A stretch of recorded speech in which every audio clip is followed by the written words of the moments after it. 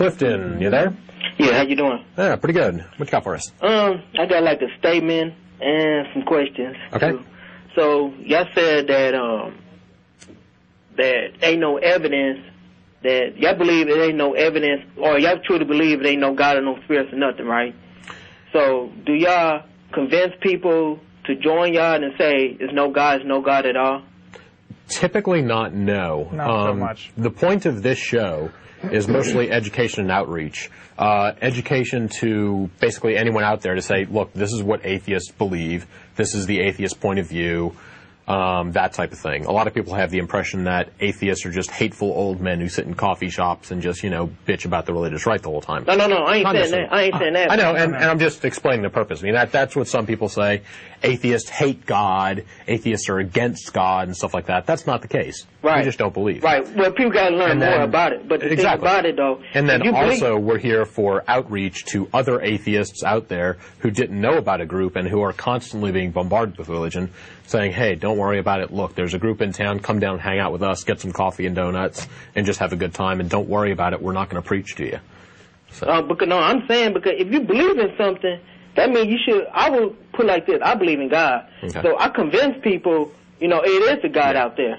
So if I believe in something, I ain't going to make them believe in God, though, but I'm going to let them know because I have faith in it. Yeah. So basically, if you're saying that you don't convince people, you ain't got no faith, why you going to believe in something you really don't have no faith into it? We have no faith. I would say that is true. Again, the point of the show is not so much to convert people as it is to educate them. Okay. When I'm on the show and debating with somebody or arguing with a Christian or whatever, I don't expect to convert them. It hasn't happened on the show before, at least not that I know of, and I doubt it will. That's not the point of it. Okay. Right. But making people think about things is really good. Oh, yeah. Even if they don't agree with you, just get them to think about things. Okay, long time ago, not a long time ago, but, y'all said there ain't no evidence, there's no God, anything, but if you think about it, I know, and hopefully you know, that we didn't make ourselves. So no, my parents made me. Huh? Okay, but now, who made your parents? Theirs. Parents. Huh? This chain goes back. Okay, now you take the chain going back. Now you take the chain back. So if you invent something, if I invent something, I'm the only person know what the purpose of it.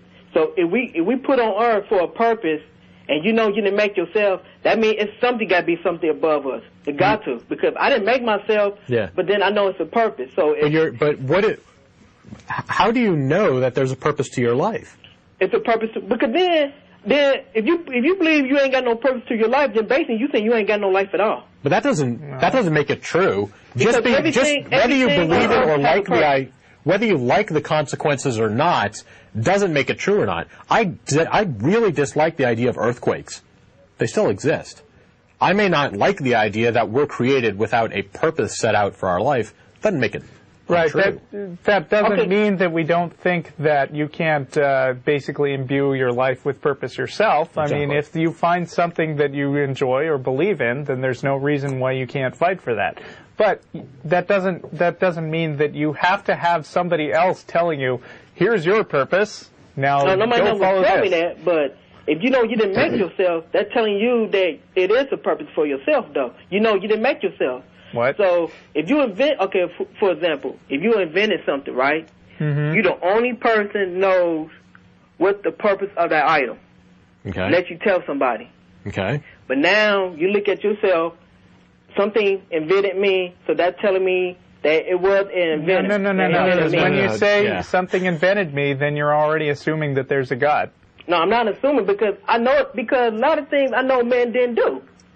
And plus, I haven't seen, y'all talking about there's no evidence of a God, okay, but it's been documents in thousands of years that it is a God. But I haven't seen no documents or nothing about being people wrote atheist. Things down on paper that says there is a God? Huh? You mean people wrote things down on paper that says there is a God, and that's your evidence? Well, if you read the Bible, and that's just I read Alice in Wonderland too. Ain't just the Bible though. Talk about God. You got the Torah. You got the Quran. Well, the Torah is actually the origin of the Bible. Christianity is not the only religion talking about it's a God though. you got other religions believe in different gods, though. But again, strength in numbers doesn't make it true. Just because a lot of people believe this stuff doesn't make it true. A lot of people believe the Earth was flat at one time. Didn't make it true. But what's the information you get? Where your information that you said it's no God, though? Where you get your information from? We have seen absolutely no evidence. Okay, but where's your evidence, though? Where your evidence is saying it's no God, though? So you telling me it's no God? Okay, but no. You're getting confused. No, I'm not confused. Yeah, let me put it this way. I have an invisible green dragon in my garage. Where is your evidence against that? Why don't you believe it? What evidence do you have that says that dragon doesn't exist? So basically, you got to see things to believe? No, it's just that you have no evidence. The logical thing is, don't believe it. If somebody presents... Well, wait, do you believe that Ashley has an invisible green dragon in his garage? Let's get this go down one first. step at a time. Do you believe that I have a dragon in my garage? I believe a dragon in your garage? Yeah. Well, I don't believe that, though. Okay, why not? I don't believe that. Why not? Why? That's something that nobody never came up to me and said they seen a green dragon. He just did. You know what I'm saying? Well, he did too. Yeah, I've seen his did. dragon. I mean, not seen it because it's invisible, but I've experienced. I've had a personal yeah, maybe you got a green dragon in your hand. In your dragon. No, you have not had a personal experience with my dragon. Not that personal.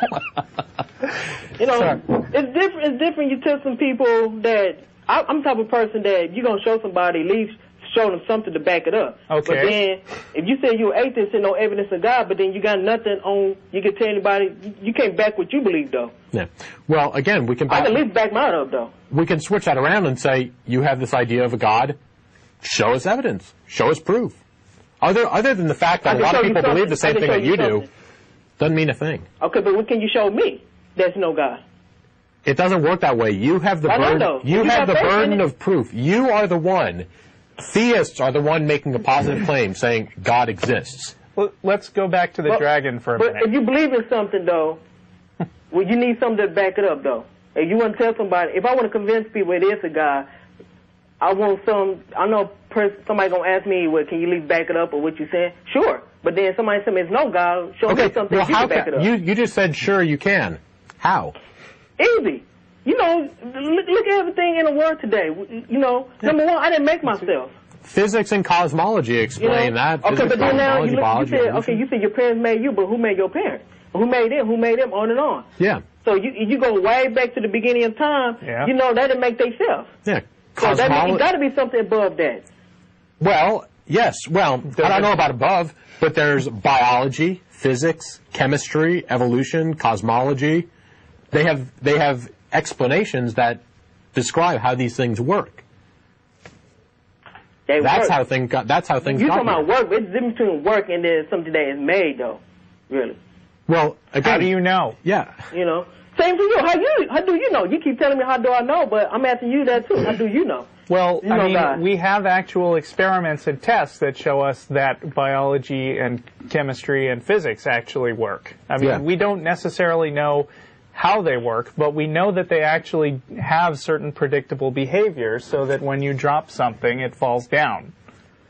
So the existence, the fact of biology and chemistry and so on is not in question.